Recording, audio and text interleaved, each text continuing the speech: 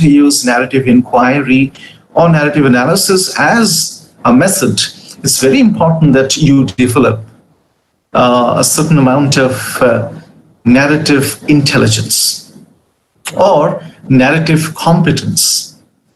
Without these two things, it will be difficult because not everyone can attempt narrative inquiry or narrative analysis. It's not that easy. It may sound to be easier. It may be so because you may think that it's all about stories, but that's not the thing. Listening to stories and telling stories are very different from how you analyze stories. Therefore, it's important that you develop narrative competence and narrative intelligence so that you can quickly get the grasp of any story that is presented or told to you. We'll take up these two things. I'll talk in detail how you can develop narrative competence and narrative intelligence, but I'm reserving these things for tomorrow's session. But before that, I'll gradually take you or introduce you to the world of narrative analysis or narrative inquiry. I've already shared my screen and it's quite visible to you all, I think. Well, you can see it right here. It's narrative analysis. I'll start with what narrative analysis is all about and why it is so very important. Now, since the Department of Humanities and Management in combination or coordination with the Department of Electrical Engineering, am I right? Dr. Preeti? Sir? Yes, you're organizing this particular thing. So it's important to tell you that narrative analysis actually depends a lot on these things. Field texts. I mean, these stories are treated as field texts, autobiographies, journals, field notes, letters, conversations, interviews, even police stories, photos, and to a large extent videos as well. For example, whenever you come across ad videos that tell you a certain story in a narrative form, it can be the video of the ad video of any product. For example, you can check it for yourself. We'll take up these issues tomorrow. I'll play a few videos for you and test your narrative intelligence and narrative competence. And then we'll discuss how you can develop your narrative competence. For now, let me tell you that it's important for each of us to have a good amount of narrative intelligence and narrative competence. And how do you develop it? I mean, once you develop it, how can you apply your narrative intelligence and narrative competence to the understanding of various field texts like these stories, autobiographies, and journals, field notes, and conversations, interviews. These two are very, very important, and even family stories, because when it comes to producing data or selecting data or gathering data, it's very, very important that we conduct in-depth interviews with the participants so that we can extract their stories from the lived experiences they share with us. So these are some of the field texts that you can take up in order to attempt a narrative analysis or a narrative inquiry. So you can see these artifacts here. You can see and other artifacts. In other artifacts, you can include these ad films or even films as well, short films, and documentaries, and various other things. So that's how you can take up or select the material for your narrative inquiry. And then the other part of it, life experiences. As the units of analysis, to research and understand the way people create meaning in their lives as narratives. So that's the most important thing, because life experiences are also treated as material for narrative inquiry or narrative analysis. Because in life experiences, people, or through life experiences, people create meaning in their lives as narratives. Before we move further, let me tell you that you'll probably agree to this proposition that humans are story-loving and story-creating animals. Because now, long ago, people were not aware of this particular ability of humans. But after a long, long time, especially during our times, a very focused field of knowledge and research, that is neuroscience, has established the fact that the human brain is hardwired for stories. The human brain is comfortable when we listen to stories and when we narrate our experiences in the form of stories. So it's a human brain which is hardwired. It's naturally hardwired for stories. So that's the reason why since those ancient times, humans have believed and strongly believed that we humans are story-loving animals. But then there is a question. The question is, it's very, very, popular. It's very, very common. As young children, you might have listened to stories told to you or narrated to you by your grandparents. Have you had any such experience of listening to stories from your grandparents? Kindly type in the chat box, please, your experiences. If you have, yes, could you please type any of the incident? Yes.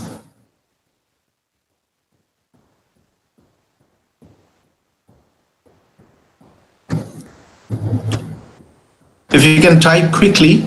Yes, most of you have listened to stories told to you by your grandparents. Now, most often, it so happens that you love stories told to you by your grandmother, and you don't like the same story told to you or narrated to you by your grandfather. You don't like to listen to stories from your grandfather, but you like to listen to the same stories told to you by your grandmother. Have you ever wondered, why is it so? Why is it so? I mean, we must focus, we must reflect on that particular thing. That's very true. But why is it so? That the it may be vice versa. It may be that the grandfather tells the stories in a nice manner, whereas the grandmother is unable to do so. And vice versa. Your mother may be telling you, stories in a nice manner. But yes, I have a response from Sonia Chaudhary, who says that narration is different. Seems like an assumption only. Okay, will express better and give each detail of everything or people. That's very, very feminist as well. That's good. Well, so if you keep your microphone muted, will not get a disturbing noise in the background. So please check whether your microphone is muted or not. That's right. Thank you for your responses. Now stop, sending those responses. I got your point. That's very, very right, because it's important to understand why somebody tells the stories in a nice manner and somebody else doesn't do it in that manner. Whenever somebody tells the story in a right manner, in a proper manner, you need to understand that through the lens of neuroscience, as I told you, the human brain is hardwired for it. The human brain promptly responds to a story which is organized properly, which is narrated properly. When somebody is narrating, somebody is actually not narrating the story, somebody is narrating an experience of that story. It's an experience of that story. Somebody is narrating. Because what do you find in stories? You find a variety of experiences in stories. Somebody grows up struggling for various things in life. Somebody is born with a silver spoon in the mouth. Somebody, passes through lots of hardships, difficulties. Somebody doesn't experience any difficulty in life. So it's all about a variety of experiences. When somebody narrates those experiences for the listener, then the experiences needs to be narrated in a manner so that the listener can visualize.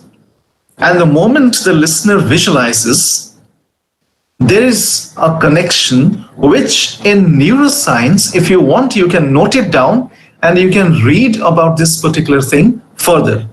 Okay, I'm writing it for you in the chat box. It is called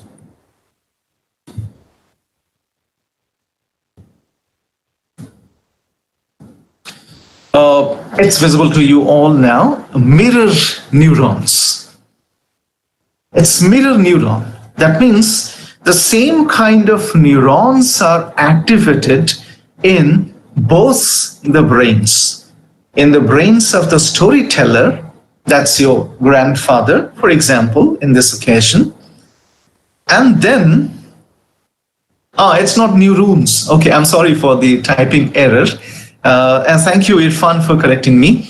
It's neurons, okay? It's not neurons. The same kind of mirror neurons are activated in the frontal lobe. These mirror neurons are here, are located here, okay?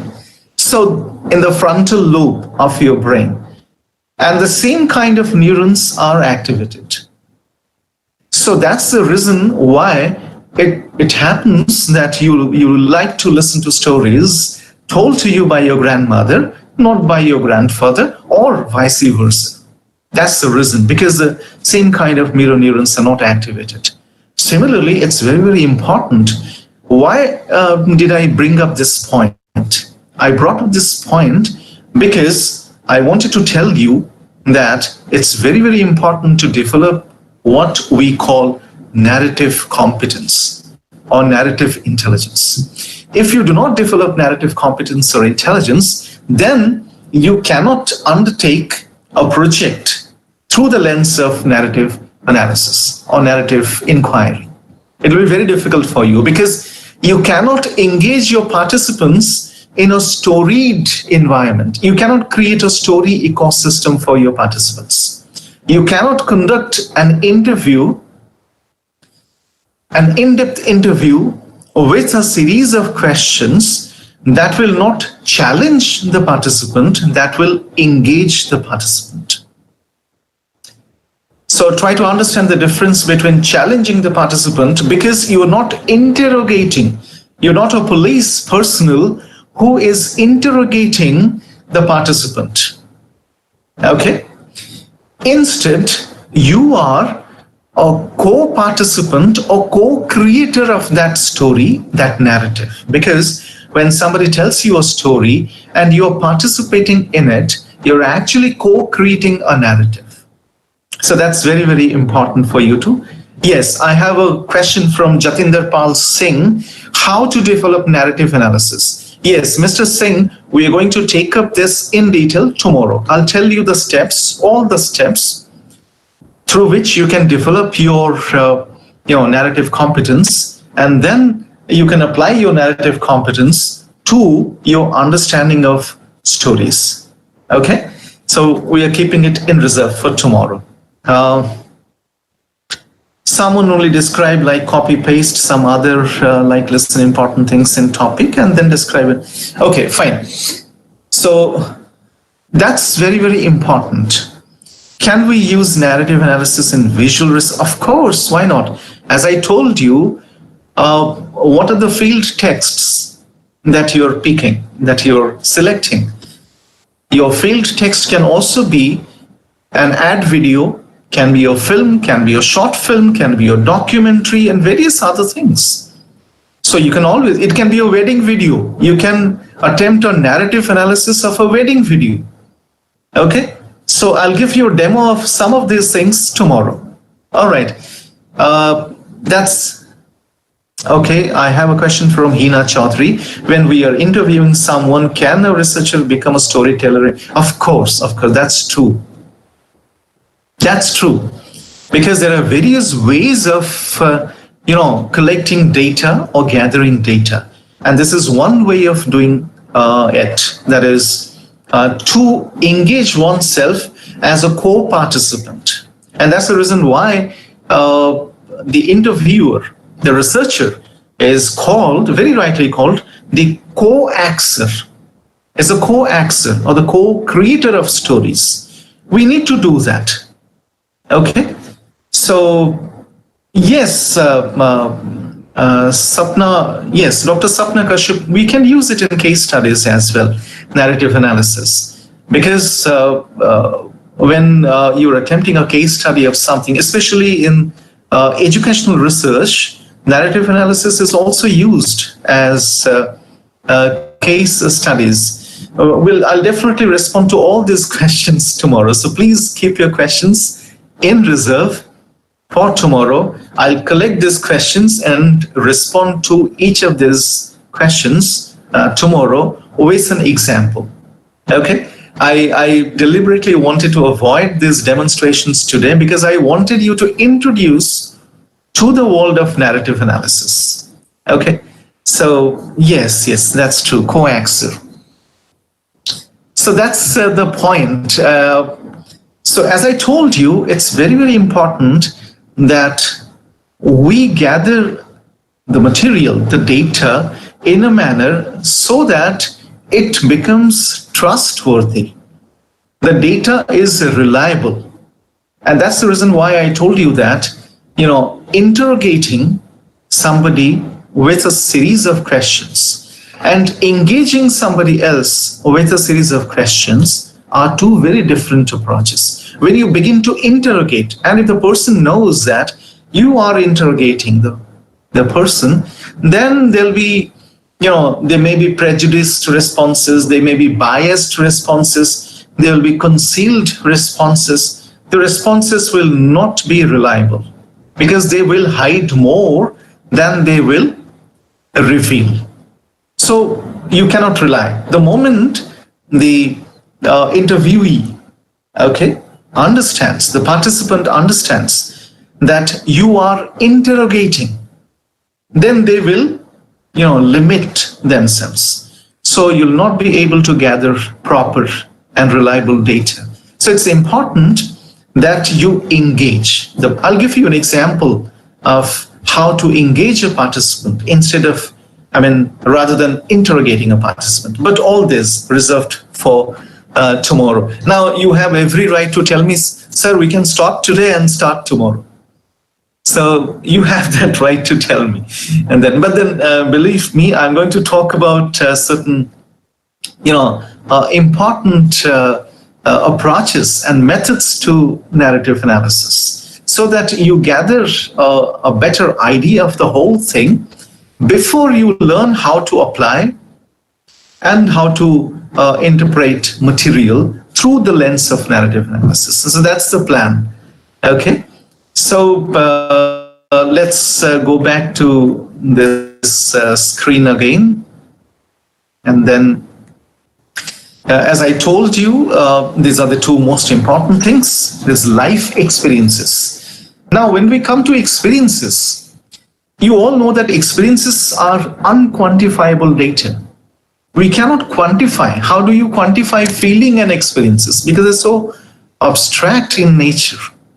It's very, very difficult. Now, for long, people believed that it's not a good idea to analyze for research purposes, unquantifiable data, unquantifiable, experience and feelings, because they may be very, very prejudiced and biased, and they may be very, very limited, unreliable.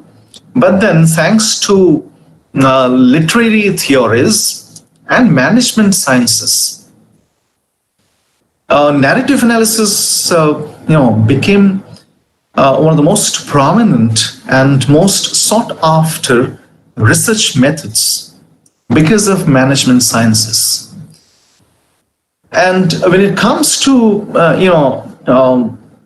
approach certain things that cannot be quantifiable or cannot be quantified, then there's a problem.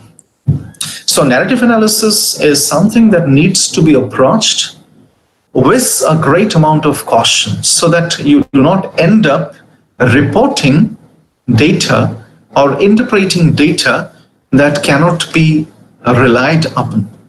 So it's very, very important that you take care of these things. We'll take up these issues one by one. Now, again, as you all know, or you can see on the screen, it's a useful method for uncovering the underlying ideologies embedded in stories and the larger culture that creates the narratives. Now, this is exactly where you can discern stories from narratives. Now, what you can see on the screen is something very, very interesting. I'll show you that, which is called ideologies. And these ideologies are embedded in stories. Okay? And these ideologies are embedded in stories. And in order to understand this embedment or this embeddedness, we need to understand the larger culture that creates these narratives. So these stories are converted into narratives when ideologies are embedded into those. So this is very, very important that while listening to stories, we need to look for these ideologies. For example, let me ask you a question. So, if I ask you this question, boys don't cry. Okay, this is just a one-liner. It's not a complete line even. Boys don't cry. You might have come across this statement. So, can we treat it as a piece of narrative? You can write your responses quickly. Yes, Shashank Mishra says yes. We can. Yes, quite a few. Okay, so is it a piece of story or a piece of narrative? Okay, Poonam Roy says no. Fine, we'll check her reason for saying that. So boys don't cry. Okay. That means if you're a boy, you're not supposed to cry. So this is generalized and this is universalized. And every time you come across a boy crying, you can say, boys don't cry. Then why are you crying? Because you're a boy, therefore you're not supposed to cry. Now, what kind of narrative you come across this? Okay, this might have sprung or might have been derived from a certain story. Okay, a certain story in which one boy did not cry. Okay, in a certain story, one boy, and that's right. Govinda Bonik says it's false consciousness. That's exactly what we mean by common sense. I mean, common sense doesn't come to us naturally. It is created for us. That's true. It's false consciousness. So what happens? So in a certain story, one boy doesn't cry. And if we universalize, if we create an ideology out of it, then we can say, yes, boys need not or should not cry. Because in that particular story, the boy did not cry. I'll draw your attention. I don't exactly know whether you have come across this advertisement in which Akshay Kumar plays the lead role. It is the advertisement of a brand called Dollar. Okay? It's a brand called Dollar. Now, if you are following these television advertisements, you may be aware that Dollar has recently repositioned itself by changing the brand image. It has repositioned itself. Now, I'll recreate that scene for you. The scene is, it's bedtime story, in which the father, played by Akshay Kumar, is telling a story to his little daughter. Okay? Yeah, exactly. So it's telling a story to the daughter. It's a story of a princess and a prince in which the prince is in danger and the princess comes to the rescue of the prince. The father tells the story in this manner, that the princess was in danger, the prince was in danger, and then the princess came and rescued the prince. The daughter suddenly says, but it's actually the prince who saves the princess, not the princess who saves the prince. Okay? So now you can see how the narrative is actually enacting itself, how the narrative is playing a performative action, a performative role in it. So that's the reason why it's very, very important to understand the underlying ideologies embedded in stories. It's very important. And then from the interpretative paradigm, it's very important to understand how individuals interpret their everyday lived experiences. Now, this is again very, very important. It's very important that you need to understand how individuals interpret their everyday lived experiences. Now, again, to an example to explain you that quickly. Well, this is a story of a very famous doctor who was very, very successful practicing medicine in an urban center. Out of some philanthropic, feeling, he decided to move to a rural area which was devoid of any medical facilities. So he went to a village, and then at the outskirts of the village, he established a hospital, which he meant would cater to the needs of around 10 to 20 villages in that vicinity. So he established that hospital. It was, laced with all modern amenities. It was a nice hospital. He recruited the staff members, other doctors and nurses and various other people, the hospital staff. So it was ready to, serve the unprivileged rural people. Day one,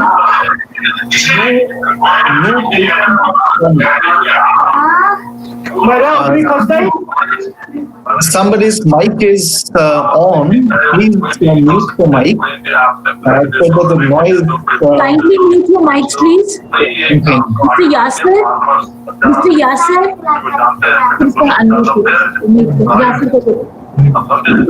Please mute your mic. Yes, thank you so much. Well, day one, no villager turned up. Day 2, day 15, day 30, not a single patient turned up to that hospital. Now that was shocking. the same villagers used to run to the urban hospitals, hospitals at the urban centers for receiving treatment. But then when the hospital came to their doorsteps, they did not come to the hospital. Now that actually shocked this gentleman. He could not understand why it was so. Then he tried to understand. He spoke to a few village people who, in fact, acted as community workers because they were in close contact with these village people. Yes, Shashank Mishra says because of the perception. So can you explain it, Shashank? What kind of perception?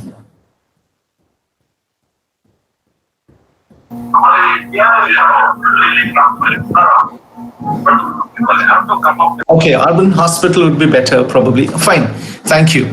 That is one perception. The other was, in fact, the doctor was shocked to discover that the villagers did not come to this hospital because everyone in the hospital was wearing a white coat. Now the villagers thought that death was walking, because we always identify death with white. Okay, so especially white clothes.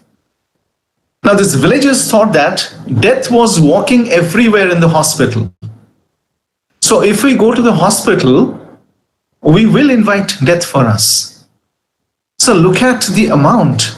Look at the amount of ideology that was embedded. No, not in government hospital. I'm talking about a private hospital. Well, so the doctor was prompt enough to change the curtains, the aprons, the color of the aprons and the curtains in the hospital. He changed them to blue instead of white. What I mean to say is, it's very, very... Now, what did the doctor do? The doctor actually attempted a narrative analysis, a narrative inquiry of the belief system of the villagers, the experiences of the villagers, the belief systems of the villagers. So, okay, white meant for peace, but when it comes to hospital, there are people who believe that it is symbolic of death, because whenever somebody dies, we cover the body with a piece of white cloth. So that's the reason that might have caused the perception. So that's important. The doctor went to the village, interacted with the village people, a few of the villagers, and then he could realize that. So it was a kind of ethnographic approach. So he attempted a narrative analysis. He spoke to the villagers, tried to understand their perspective, tried to understand how they thought about it. Okay? So that's the reason. So that's exactly what I mean to say when it becomes very, very important for all of us to interpret the everyday experiences of the people, of the participants. Please mute the mic. Right. And it is so because of the third point. You can see it very, very clearly that even if an individual is not formally trained in reading literacy or speaking literacy, we all are naturally trained in narrative literacy. You can try it for yourself. You can go to any village, any rural area in which you find a lot of people who have not, who are not literate.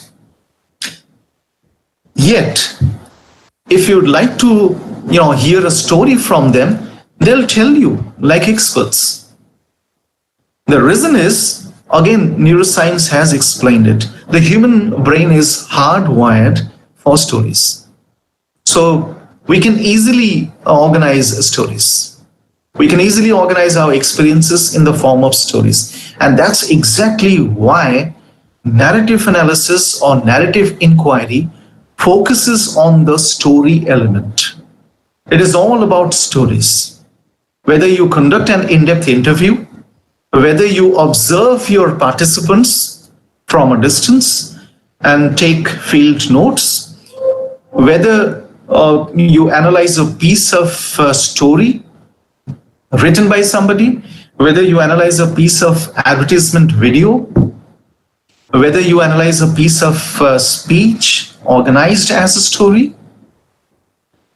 I mean, it is the story element that needs to be taken into account in order to attempt narrative analysis.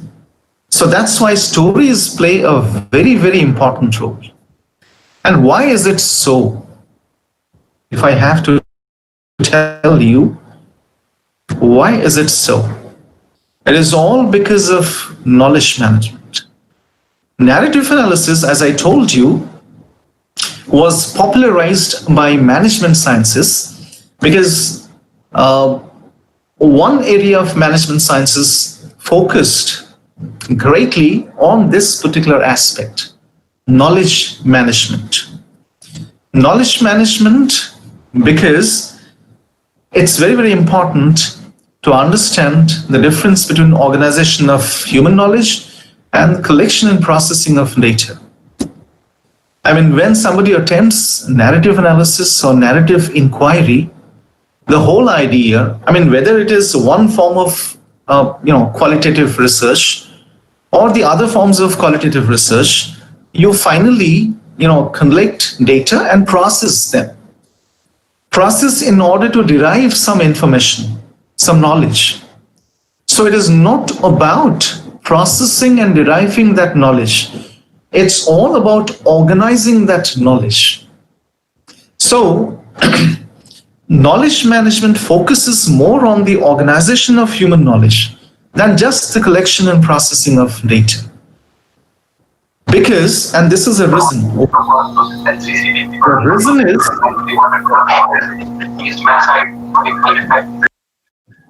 even if the knowledge comes to us from one person, it is considered to be valuable and noteworthy.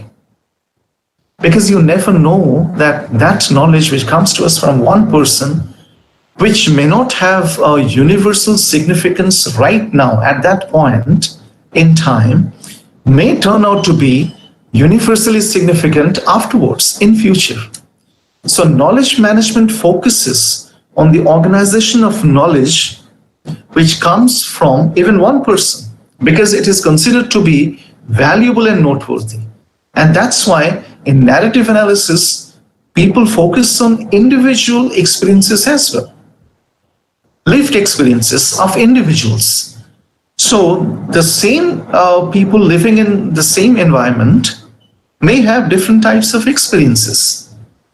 So it's very, very important for a researcher who practices narrative analysis to understand and take into account and consider as valuable the experiences of all the individuals, each of the persons in that group or community. And then, and this is the reason why knowledge management is very, very important. So if it's not communicated, and it becomes useless, and it is unused.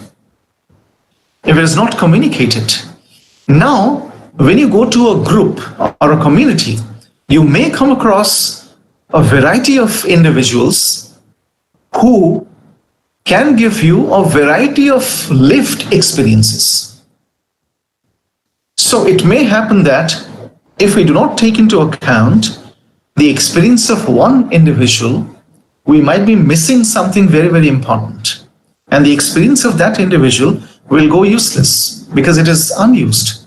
So it's important that knowledge management, to explain this point, I can cite the example of, those who have some idea of the feminist movement. Now, when you look at how the feminist movement was located, it was primarily located in three different points.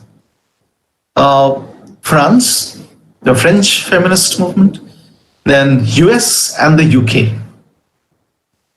In UK, the feminist approach was more of a political approach because the feminists in UK demanded more political rights for women, including universal, suffragette, and voting rights. In France, the feminists demanded more intellectual rights for women. And in US, the feminists demanded more radical rights. They say if men can smoke, let women smoke. So they matched smoking by men by smoking by women. It was more radical in nature. Now you can see three different types of feminisms. When you come to India, it's a very different kind of feminism in India. I mean, if you can take the example of the Gulabi gang or the Chipko feminist movement, a group of women, they defended the ecological rights of the natives, the indigenous people. So you have a different type of feminism. And within the same community, if you go to urban centers and speak to women who live in urban places, and if you want to know their version of feminism, it will always be different from the version of feminism of women who live in rural areas. Now, it's very, very important for a complete, a holistic understanding of feminism. It is important that we take into account the lived experiences of women in different locations, in different places. So that's why if we do not do that, then that particular experience will not be communicated and therefore it will be useless because it will be unused. So that's the reason why it is important that knowledge management is done. Because once the knowledge is organized, then we can think of transferring even unquantifiable elements of knowledge, including experience. And when it comes to why I tell you that story is the most important element, it's the most important, because stories actually talk about experiences. Because as an individual, I may not experience everything in life, but if I, listen to stories, engage with stories, then it will happen that I will gather more experiences and I'll be richer in terms of experiences. And that's one big reason why, great philosophers had a knack, had a special interest for stories. Because stories are the things that will give you more and more experience. For example, I remember a wonderful story. If you have not, come across that story ever, you can think of reading that. And then you can, write down your experiences of reading that story. The Gift of the Magi by O. Henry. The Gift of the Magi. Magi is spelled M-A-G-I. So you can think of reading that story. It's a very short, sweet story. You read that, you might not have ever experienced anything like that, but you'll suddenly, experience something new, a nuance of human relationship. Okay. Now, there is an important area in management, which is called people management. Earlier it was called human resource management. Since resource is a derogatory term for humans, people no more use it, even in management studies or management sciences. So instead of human resource management, people have started to call it people management. Now, when you go to a workplace as an employee, you come across different types of people with different kinds of experience. And those experiences are very, very different from your experiences. Because, as I told you, as an individual, it is not possible for any one of us to have all kinds of experiences in life. It is impossible. But then when you interact with those people and get into their experiences and try to understand their experiences, you're actually experiencing those experiences. So it's very, very important that knowledge transfer, the transfer of these experiences. I mean, when we talk about knowledge transfer, we can transfer knowledge in various forms. But this particular form that we call experience is an equally significant form of knowledge. And that's why stories are very, very important, because this is how it is organized. You suddenly realize something, that means feel. When it comes to feeling, I mean, when you feel something, you realize it. For example, you take a pin and then prick yourself, then you suddenly feel it. You feel the pain. You realize it, you realize that it is pain. You realize something happened. And then you come to know it, the knowing stage. So when you come to know it, what it is, then you try to give it meaning. So the knowing stage is about giving meaning. I'm talking about the narrative inquiry process, the stages of the process. I mean, in the realizing stage, you know that, okay, something is happening somewhere. But I want to know why is it so? What it is. So you decide to, focus on that. And then you come to the knowing stage. When you try to know it, then you try to give meaning to it. Why is it so? Why is it so that the same individual, takes to wine or liquor every evening? Why is it so? So you try to, get into that. And then you try to give meaning to that particular piece of action. And then when that happens, then at the end of it, you actually create knowledge. Because you have interpreted, you have evaluated the data, and you have created knowledge, understanding. That's a piece of understanding, which you call naming. Because the moment you name it, that means you have produced knowledge, some form of knowledge. Whether you call it, logico-scientific understanding or narrative understanding. Okay, so narrative understanding, you're naming it because you know that's a piece of knowledge. So at the end of it, when you create knowledge, you're naming it. So why we are talking about it? We are talking about it because we all are driven by a desire to communicate meaning.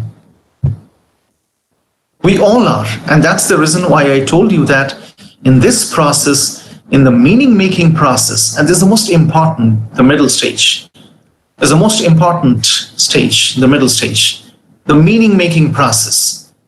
When you know why is it so, what goes beyond and beneath, or what lies beyond and beneath, why is it so, and then you come to communicate the meaning. So that's otherwise called the illocutionary intentions. So, and narrative has this form. Through rhetorical, accounts, it aims at the, need to communicate or the desire to communicate meaning. And that's the reason why narrative analysis becomes very, very important, because everything is organized as a narrative. The same story is organized as a narrative when it's told to different people at different times. So that's why this is important. Now we come to the stages of this narrative analysis. Now, if you have any questions related to our discussion until now, you can take them up. You can write in the chat box. I'd like to have a few questions related to this process of knowledge management.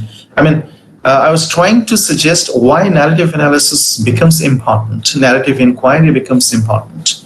Because most often people think that the best way of knowing is the logico-scientific model, because that's exactly where you can, furnish evidence. But in the narrative mode of knowing, you don't have any evidence. All you have is a piece of experience that you're sharing with somebody. So if you have any question, we'll take up, or if you do not have any question for now, then we'll move on, and then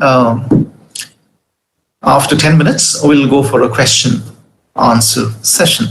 Fine.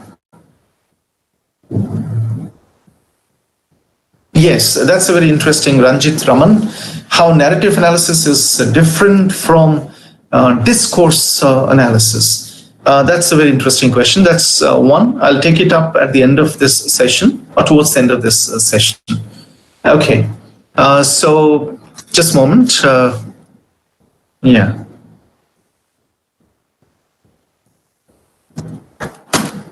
Fine. Okay.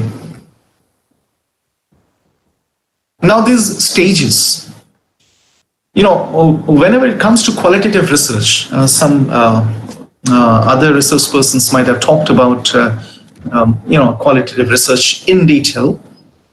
So when it comes to qualitative research, it is actually driven by these two things: whys and hows. Why is it so? Why does it happen? How does it happen? These are the things that qualitative researchers are concerned about. Just a moment. Yes, they are concerned about. So it's very, very important for a researcher to understand the research question at the beginning. So the whys and the hows of it. And then on the basis of that, you collect or select or even produce data, because as I told you, there are certain instances, we'll discuss these things in detail tomorrow. There are certain instances in which you become a co-producer of data, co-creator of the narrative. Okay, the co-axer. So you can collect data that is already available. You can select, because it's important that you understand that this particular data has a certain narrative element in it. It's not necessary that everything will have a narrative element in it. If a certain amount of data doesn't have narrative element in it, then you cannot select it for narrative analysis. Okay, I'll share a very interesting research article with you. I'll share it with the organizers, and then the organizers will share it with you, in which a research study of data with narrative valency and non-narrative valency was attempted. So it's a very interesting study. You can read it for further insights into this process. So it's important that you learn how to select. I'll tell you how you select. That is all about narrative competence or narrative intelligence. Okay? And then you come to the most important segment, that is organizing data. Because going by your objectives, it's very important that you organize data in a certain manner. We call it narrative smoothing. Going by Donald Polkinghorne, it's called narrative smoothing, because it's very, very important that you organize data in a certain manner. I'll talk about this data organization again tomorrow. And then you come to the final step, that is interpreting data. So you need to pick a certain approach to interpret data. Whether it is constructivist or constructionist, universalist, positivist, post-positivist approach to interpret data. because most scientific scientific reports, they adopt a positivist or a post-positivist or a universalist approach to interpret data. And that's the reason why in scientific articles, when you go to the discussion, the results and discussion segment, you find that the approach is more or less positivist or post-positivist. So, driven by your logico-scientific approach. Okay, so that's different. Or you adopt a constructionist approach or a feminist approach or various other approaches. Again, we'll take up tomorrow. So these are the stages through which you need to move in order to, interpret data. So as I told you, the most important thing in narrative analysis is, stories. Because of these things, I'm not going to, take up each of these things in detail. I've already talked about most of the things. Okay, so how the stories are told, which stories are told, and how they are presented and interpreted. Okay, so now I can go to Raman's question of how discourse analysis and narrative analysis are different. Most often we find discourses, pieces of discourses embedded or integrated into narratives, and that happens, we know that. So when we are approaching certain narratives, this how the stories are told, okay, focuses on the narrative aspect of a certain story. Because it's very, very important, and that's the reason why at the beginning of today's session, I asked you about the grandmothers and the grandfathers' storytelling. Why you liked the grandmother's storytelling and you didn't like the grandfather's storytelling, and vice versa. Well, how the stories are told is very, very important. Because there's a certain rhetorical structure through which the stories are told.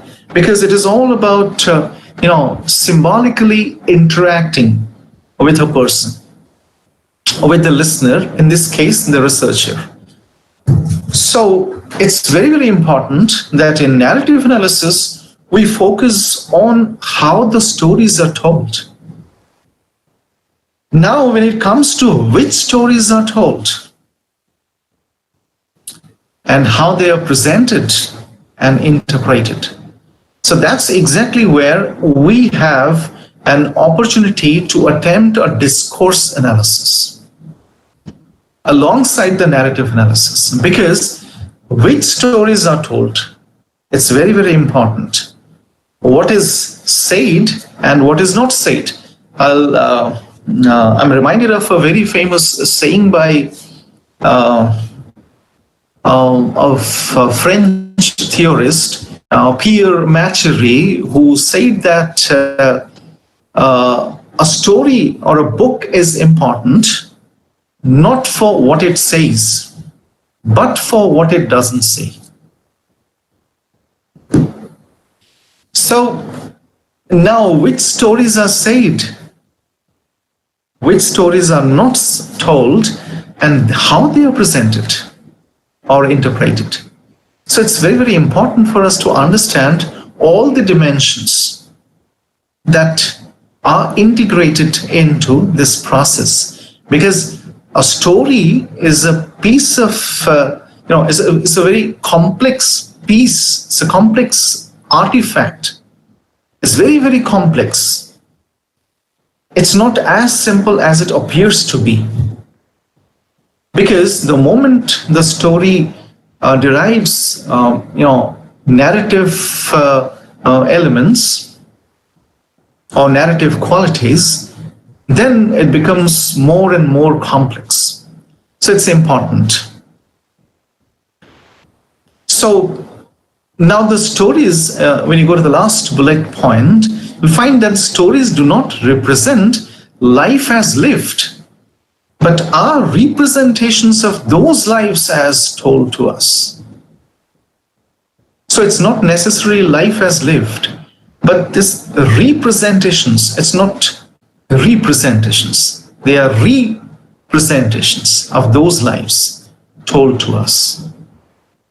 So it's very, very important, because most often when you are conducting an in-depth interview with a participant or multiple participants separately, it may happen that it will turn out to be more discourse-oriented than narrative-oriented. So it will be difficult for you to, attempt a narrative analysis, because the participant will try to, influence the story by integrating discourse patterns into it. So that will make it difficult for you, because the moment the participant begins to integrate discourse patterns into it, then the whole process will end up influencing you, and you'll not be in a position to attempt an unbiased interpretation of it. So I'm reminded of a very famous theory by Stephen Greenblatt. There's invisible bullets. These pieces of discourse will act as invisible bullets, and they will certainly affect and influence your critical approaches. So that's very important for us to understand. So these are ways of knowing, this pragmatic mode of knowing, that is the logico-scientific method, and this narrative ways of knowing. Okay? So why it is important? Because of this particular thing.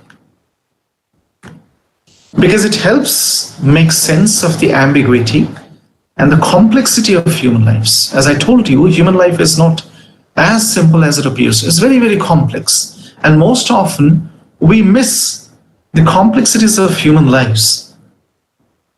And because we try to make sense of human lives through a pragmatic mode or pragmatic approach, through the logico-scientific approach.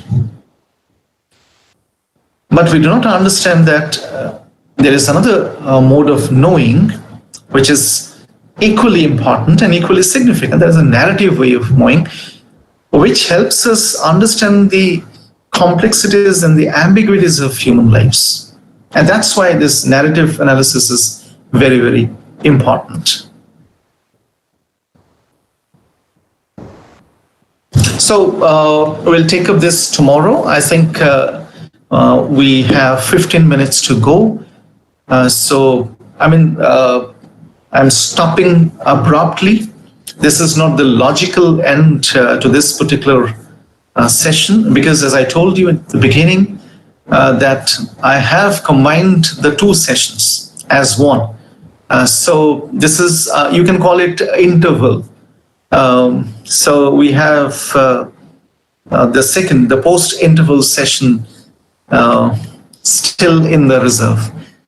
Now, if you have any questions or ideas, or your comments, your suggestions, your views, we'll take up. I must tell you that I had to be a little theoretical today because I wanted you to introduce. I wanted to introduce you to the world of narrative analysis, so that when we take up various things for demonstration and on the spot analysis or evaluation, you'll find it easy.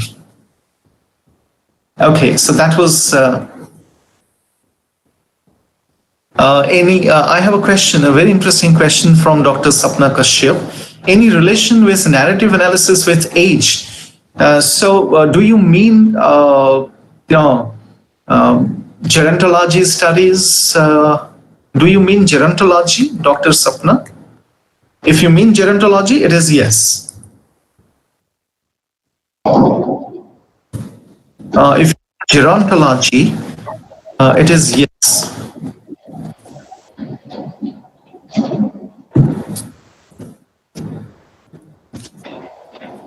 Do you gerontology? Of course, I have already responded to you, Namrita. Yes, we can use it, and people have used it. I'll share some interesting articles with the organizers, and you can take a look at those articles. Yes, a psychology of all people, of course. Of course, I mean, a lot of study have been done to understand the psychology of. See, it's very simple, it's very clear and straightforward. It is all about deciphering, okay, or peeping into the stories through the experiences of people. Okay, I mean, if you try to understand lived experiences, the lived experiences of people, then how do you understand that? You engage with people, those people, and then you go on, either you observe them, I mean, from a distance, or you, interact with them. I have a question from Shashank. What interested you the most in narrative analysis method? Do you think a study on grief rituals in tribal cultures could be done using? Of course, definitely. Definitely. It can be done. Okay, as I told you, Shashank, it is about how stories are organized. Okay, how stories are organized.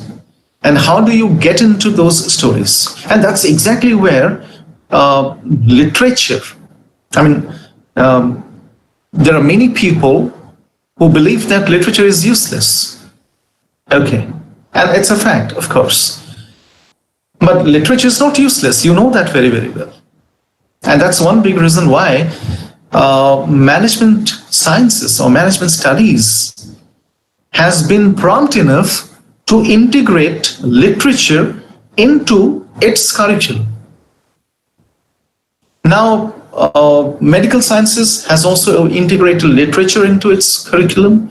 Engineering sciences has also integrated literature into its curriculum. Why is it so? Okay, why is literature so very important? I mean, when I say literature, I mean poetry, drama, novel, fiction, biography, autobiography, short stories, various things, all the forms of literature. Why is it so very important? It's important because it actually gives us a graded exposure into a world of, multiple experiences, which we have not experienced.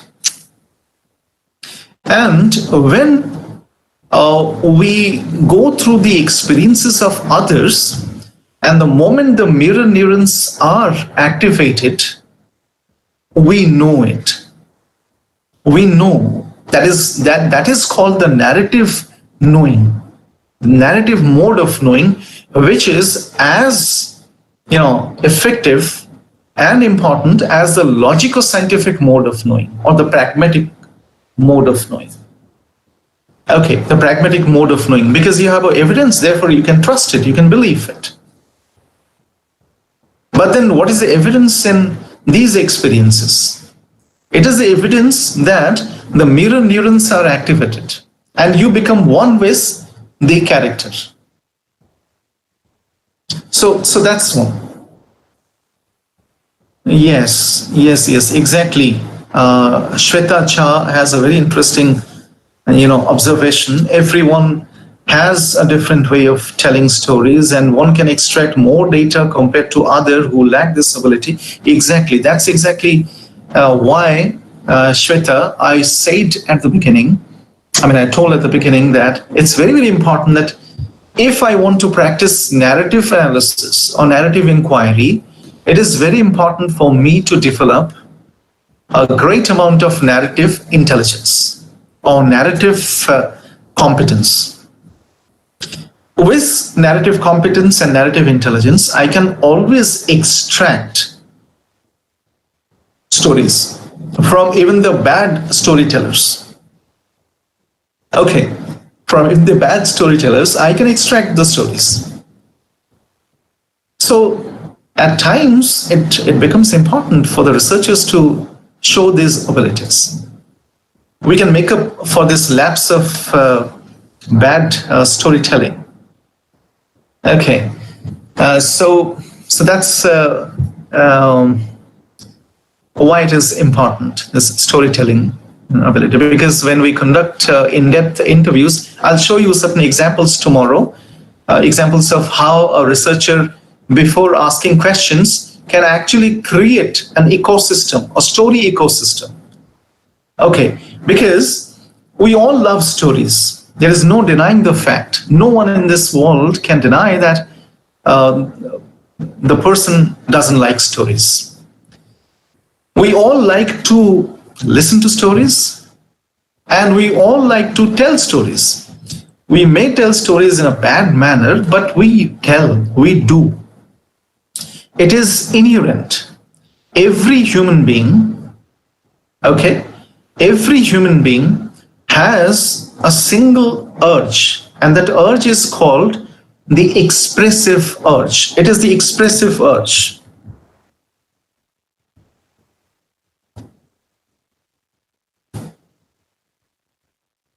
We call it the expressive urge. That means there is no one in this world who would not like to express in some form. If you are an extrovert, you'll express your feelings, your knowings, your meanings through words, verbally. If you are an introvert, you'll express through journaling, diary writing. But there is no one in this world who will not express. And that's the reason why when humans did not have a language, they had images. They used to draw on rocks. So we all are expressive animals.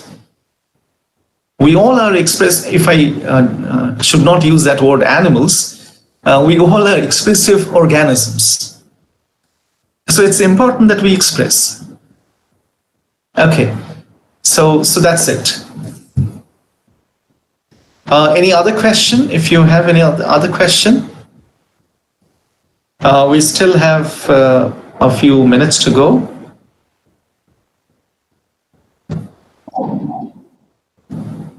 Any other question, participants? Anyone wants to ask any question?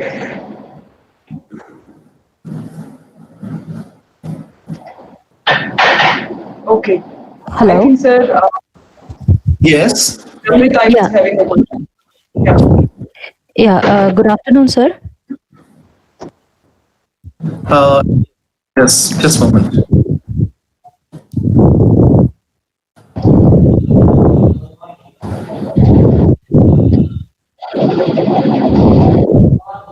This is a response to you, Dr. Sapna. That's my email ID. Yes, just a moment, I'll come back to you. I have a very interesting question from Ranjit Raman. How you see roles of software in narrative analysis? That's a very interesting question. As I told you at the beginning, that there are a few universities that have already, started doing this. They call it, computational literature. So, in which they are integrating the computational abilities of these machines to understand various elements that actually escape the human eyes. they have been doing that. Of course, they have been doing that. But there is something very, very interesting. As we all know that these computational methods are based heavily on artificial intelligence. So artificial intelligence is as rich as it is trained, because it is dependent on deep learning. So, the training of machines. So if the machines have not been trained, and it's an evolving field, So if we, apply a great amount of computational methods to narrative inquiry and narrative analysis, we might miss various important human aspects of stories. Okay, so, but then people are doing that, and we cannot stop them from doing that. Okay, so that's, let me take those questions. They're coming so fast. Let me take them.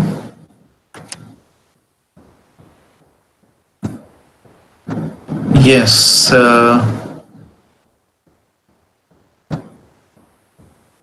Right.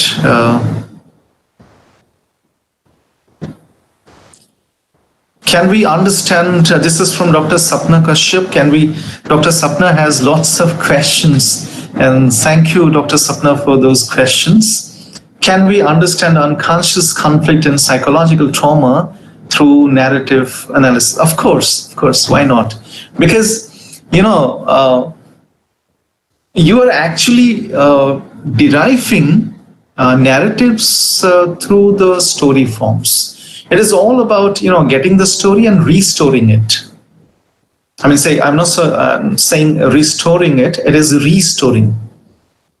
So it is all about, your narrative analysis is in fact a restoring process.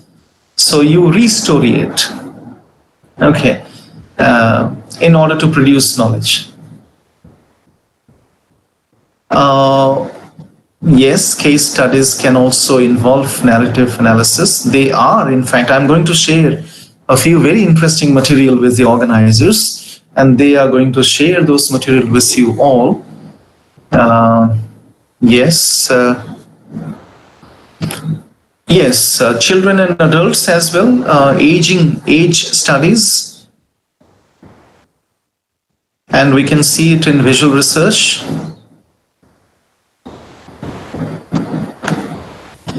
How to improve narrative skills? Okay, this is a question from Pankaj Shingote. We'll take up these things tomorrow. Okay. And there is one from Subhadeep Ray. Will narrative analysis done by an AI be same as that done by human being ever? I'm not very sure at this point. At this point, it's a no. But we do not know. Maybe in future, the machines will be trained in a manner so as to emulate human approaches as well, but I'm not very sure about it. But if you want to know my standpoint, I'll continue to say no, and it should not be no, because we humans have to be important. Okay, we need to be treated or considered as important, and so fine. I think it's time. Shall we call it a day for now? Sir, I think.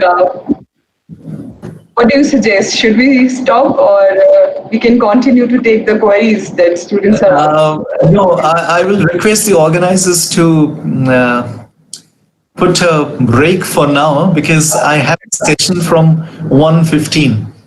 Okay. Thank you, sir. Thank you. So, so this is Dr. Tarun.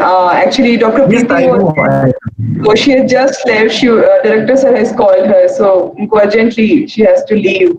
So, sir, from her side, and from the organizing committee of this course, and it seems like from everyone, all the participants, they all want me to express appreciation for your presentation and your wonderful talk today, sir.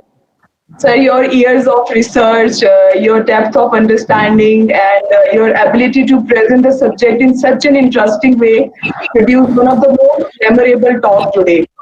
So, sir, we are really thankful to you from the bottom of our heart, and we are looking forward for your next session, which is scheduled tomorrow in the morning, sir.